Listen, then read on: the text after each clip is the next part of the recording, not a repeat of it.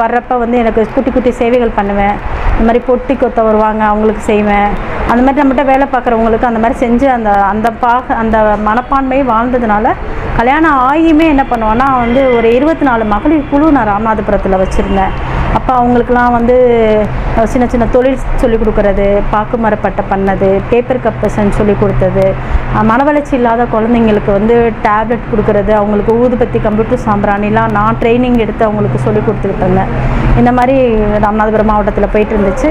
நல்லா பெண்களோடு நல்லா இணைந்து செயல்பட்டேன். ஏதாவது ஒரு விஷயம்னா உடனே அதை நான் வந்து கலெக்டர் ஆஃபீஸில் எழுதி கொடுத்து, அதை லைட் எரியலைன்னா லைட் எரிய வைப்பேன், தண்ணி வேலைன்னா அந்த மாதிரி எனக்கு சின்ன சின்ன சேவைகள் வந்து பொது சேவைகள் நான் செஞ்சிட்ருந்தேன்.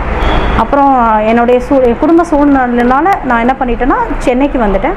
சென்னைக்கு வந்து 2008 வந்தேன். 2008 வந்தப்போ வந்து பார்த்திங்கன்னா நான் எதுவுமே இல்லாமல் எங்கள் மாமியார், நான், எங்கள் மச்சினர், எங்கள்